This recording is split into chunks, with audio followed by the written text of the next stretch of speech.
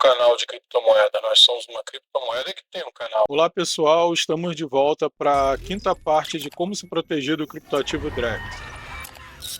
Nesse ponto, nós já entendemos que o Drex é um criptoativo. No entanto, só percebemos que ele só vai lançar mão da parte do controle, que é obtido através dos contratos inteligentes. Logo, não vai ter nenhuma das boas práticas do universo de criptoativos, assim como toda a segurança que ele oferece. É claro que sabemos que é um cenário de teste e entendemos que, dentro disso, ao percorrer de seus testes, chegar a qualquer um dos cenários que abordamos aqui e mudar o rumo, sem problema algum. Ou até mesmo chegar a eles e não importa, né, por qualquer outro meio e entender que é inviável. Mas é claro que as pessoas querem entender de forma clara qual o impacto que só o controle dos contratos inteligentes, sem as seguranças, pode causar às pessoas a princípio. É uma situação bem complicada, porque os universos das ações possíveis dentro do mercado financeiro para a economia de um país se torna quase imensurável. Então não é querendo ser o mensageiro do apocalipse, mas tentei pegar os piores cenários possíveis baseado em coisas que já aconteceram, até porque a situação ficou tão abrangente que eu precisei de uma âncora para poder ter uma referência, né, em cima da condição da realidade, porque sempre vai ser o nosso ponto central. E nem precisei ir muito fundo na história do Brasil.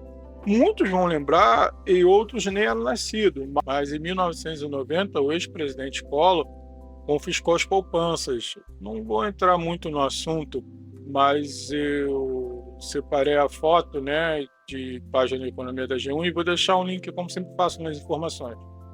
Eu sei, vão falar que isso não pode mais acontecer, foi criada uma emenda constitucional em 2001 que não permite que isso aconteça. A questão não é o fato em si, mas a situação de abuso. Como posso citar vários outros casos. Segue mais uma situação. Plano Cruzado, de 1986, que foi o congelamento de preços e salários. Mercados foram fechados por causa disso. Também não vou entrar em assunto, o link também vai estar nas informações. Mas eu sei que você deve estar pensando que é bom congelar os preços, né? Mas não é. Acarreta uma série de prejuízos e nessa situação, né, tanto para o comércio como para a população. Então, sabe o que os dois fatos têm em comum? A troca de moeda e a corrupção. Agora, um exemplo bem mais sensível. Até pode acontecer essas coisas novamente. Em qualquer um dos dois casos. O Drex pode sim controlar o preço de produto através da nota fiscal, até mesmo não aprovando a compra do mesmo, caso o preço não esteja dentro do tabelado. Como pode sim ter um congelamento da sua poupança. Digamos que você tem uma dívida ou pior, alguém da sua família que tem ligação direta com você tem uma e não consiga pagar. E sim, isso é possível. Exemplo disso são os parentes pagarem pensão de uma criança que não é seu filho.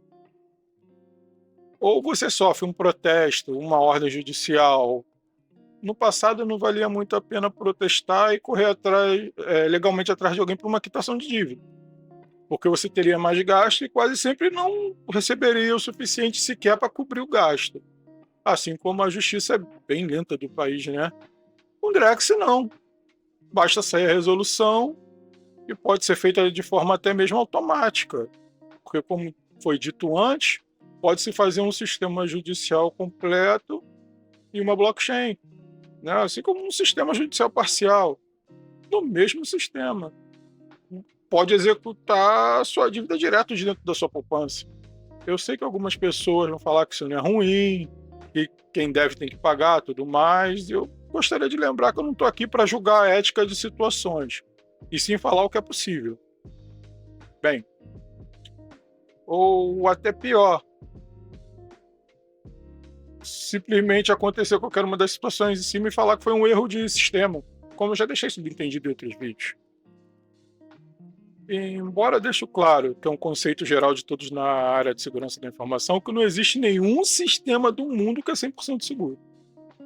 E quase sempre o problema não é o sistema em si, mas sim a interação humana. Vou dar um exemplo bem atual. Inteligência artificial. Muitas pessoas têm diversas preocupações. Se a inteligência artificial vai dominar o mundo. Logo de cara eu já falo. É impossível uma inteligência artificial se voltar contra a humanidade. Mas é claro, tudo nessa vida as pessoas pegam para chamar atenção, ganhar like e escondem o problema real. Até porque as pessoas, em sua grande maioria, não querem saber o problema real, só querem fingir que sabem. Vivemos uma cultura que vemos sendo, sem perceber, treinados para replicar informações e esperar que o governo resolva tudo. E isso é no mundo quase todos. Claro que em alguns países isso é mais trágico e outros bem menos. Mas isso reflete bem na economia do país, dá até para medir. Mas voltando ao assunto. O problema das inteligências artificiais não é o sistema em si, é como os humanos vão utilizar. E vou mais além, nem é só devido às coisas ruins, como sabe, terrorismo e outras coisas. É, E sim também pelas coisas boas, como a descoberta de certos tratamentos para doenças crônicas, que faziam certas indústrias de remédio falirem, ou descoberta de motores com combustíveis diferentes do que os conhecidos hoje em dia. Já pensou substituir o petróleo? Né? E pior ainda, o poder da inteligência artificial está na mão de qualquer pessoa, não está só na mão do governo. E isso dá mais medo no governo do que os ataques terroristas. Qualquer programador iniciante consegue deter uma inteligência artificial, de destruir o mundo. Mas nenhuma inteligência artificial consegue parar uma população com senso crítico, com ferramentas, inclusive com uma inteligência artificial. Logo, não foi à toa que falei da inteligência artificial. Usei como exemplo porque já está se usando inteligência artificial no universo de criptoativo e de contratos inteligentes em geral. E como sempre eu falo, o governo não é o pai da gente, ele só existe para tornar a nossa vida melhor e não comandar a nossa vida. O único poder que eles têm são o que nós damos a eles. Vou falar agora alguns dos efeitos. Primeiro, a falta de privacidade financeira. Se uma criptomoeda, emitida pelo governo se permitir que as autoridades rastreiem todas as transações financeiras, é muito antiético, mas dá para criar um registro desse tipo por carteira. É considerado uma violação da privacidade financeira, e a falta de anonimato das transações dispõe de maneira perigosa e até facilita a construção de trajeto físico do indivíduo. Ou seja, dá para saber cada passo seu em todas as horas do dia. Um verdadeiro guia da sua rotina. Atrelando isso a uma inteligência artificial, daria para prever até onde você estaria no futuro próximo, com uma margem de acerto absurda. Uma vez que a pessoa tem todo o seu cronograma, é um perigo até para o próprio governo. O segundo, a vigilância excessiva. Se o governo começar a utilizar a criptomoeda para monitorar excessivamente os gastos das transações de cidadãos, também podemos criar um registro desse dentro do blockchain. Tipo, qual é o eletrodoméstico mais vendido no mês? E isso pode ser considerado uma violação das liberdades individuais e um abuso de poder. Lembrando que essas informações também podem ser vendidas para empresas e até mudar o rumo do país, onde pode-se criar políticas de consumo. Nem preciso falar, basta você falar perto do seu telefone que você quer comprar uma geladeira. O que acaba acontecendo hoje em dia? E se você não sabe a resposta, ou se ainda não reparou, faz o teste, fala umas 3 vezes durante o dia, depois tenta usar a tua internet normalmente. Com certeza vai aparecer anúncio de geladeira. E isso levando em consideração que nem temos criptoativos descentralizados, entendeu? Ou centralizados como nossa moeda oficial ainda. Imagina se isso virar a realidade. Terceira é a restrição de utilização. Quando uma moeda é utilizada para restringir determinados produtos e serviços, e isso, já falaram que o sistema vai ter para quem fala o Vale Gás, por exemplo, deixando bem claro, como eu sempre falo, só mostro os fatos, não vou dar opinião sobre isso. Deixo para vocês e os comentários. Voltando ao assunto. Se forem usados para boicote de produtos que não favorecem o governo, usar um contrato inteligente sem utilizar o básico da descentralização é poder demais para um governo.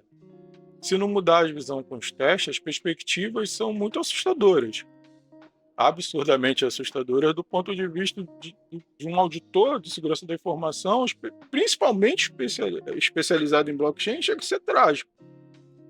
Caso alguém pense em mudar de país e curtir cripto, El Salvador, além da moeda já ser o Bitcoin há 2 anos, segundo o governo, bateu a marca de 365 dias sem sequer um único homicídio. Realmente é impressionante. Parece que estão tendo bom retorno com o Bitcoin também. E voltando para a realidade do Brasil, mais uma vez, as pessoas esquecem que o governo não é dono de nossas vidas. Eles não têm poder além do que nós damos. Eles são funcionários do país. Eles não têm que mandar em nossa vida. Vamos à polêmica, né? A lei que daí dos fake news. Pessoal, eu falo muito no curso. Questione as informações. Senso crítico é tudo. Capacidade de analisar, refletir, buscar informações e tirar a conclusão é tudo. Senso crítico é o que define se você vai ser bem sucedido ou não, se você vai avançar ou viver como gado. Ou como chamamos no mundo das criptomoedas, né? Sardinhas. Só serve para alimentar os outros e deixar os grandes jogadores cada vez mais ricos.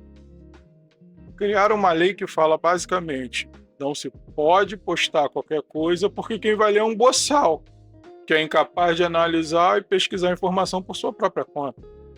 É exatamente isso que essa lei fala. O governo conta e precisa da preguiça que eles tentam instalar no brasileiro.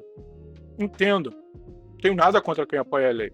Se você realmente acha que é incapaz de tomar suas próprias decisões, acho louvável a pessoa que reconhece seus limites. Mas é melhor procurar uma ajuda profissional para tratar essa incapacidade, ao invés de se apoiar uma lei que é praticamente uma porta aberta para censura. E falando em censura, né? Você deve estar se perguntando por que ele está falando disso nessa parte. É simples. Tivemos pessoas, mais de uma, que teve que sair do Brasil, que sequer posso citar o nome. E só não ficou na miséria porque trocou seu dinheiro por Bitcoin. Ou seja, se a Drex já tivesse em produção, essa pessoa já estaria desgraçada só porque falou mal do governo.